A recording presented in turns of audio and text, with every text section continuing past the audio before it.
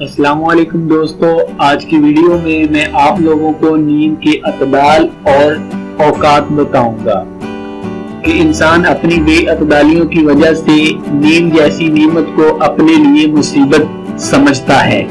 Doctor حمزہ الحمزی نے اپنے lecture the art of sleeping میں یعنی سونے کے فن میں اچھی نیند کے لیے اپنی سرچ کے مطابق کچھ طریقے بتائے ہیں۔ میں ان طریقوں کو آپ لوگوں کے سامنے بیان کروں گا، تو چلے آئیں بنا ٹائم گوائے ہم شروع کرتے ہیں۔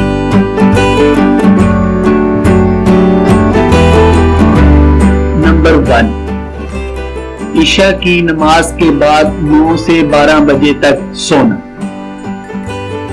ان اوقات کے دوران سونا سب سے فائدہ مند ہے۔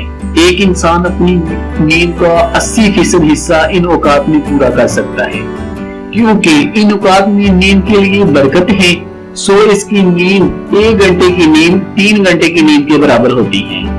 اس وقت کے دوران دماغ کا گلینڈ ایک ہارمون پیدا کرتا ہے جو ہمیں سونے میں مدد دیتا ہے۔ یہ صرف اسی صورت میں پیدا ہوتا ہے اگر سونے کے دوران کمرے میں تاریکی ہو اور ساتھ اگر نیند نہیں آ رہی تب بھی انسان سکون سے لیٹ جائے۔ نمبر 2، 12 سے 2 بجے کو سونا۔ ان اوقات کے دوران سونے سے انسان کی 20% گہری نیند پوری ہو جاتی ہے۔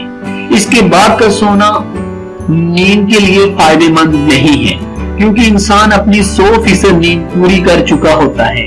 ان اوقات میں سونا 1 گھنٹے کا سونا صرف 1 گھنٹے کے ہی برابر ہوگا۔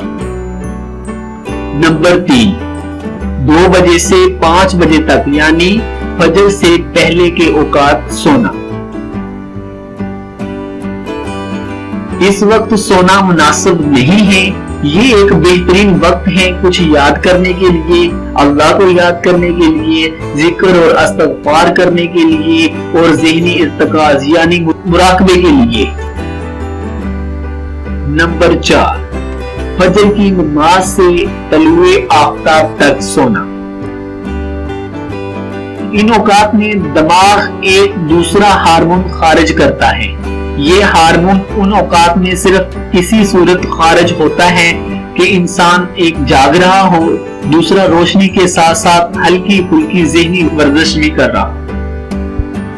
یہ وقت ہے ذکر و اذکار کا، غور و فکر کرنے کا اور دن کو ہونے والے تمام کاموں کی منصوبہ بندی اور ترجیحات طے کرنے کا ہے۔ نمبر 5، دن کو سونا یعنی فجر کے بعد سونا۔ یہ بالکل بھی فائدہ مند نہیں، کیونکہ 3 گھنٹے کی نیند 1 گھنٹے کی نیند کے برابر ہے۔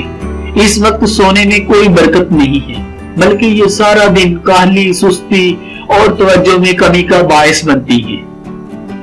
انسانی دماغ میں ہارمون کا خارج ہونا 40 سال کے بعد کم ہو جاتا ہے اور 50 سال کی عمر میں یہ اخراج رک جاتا ہے۔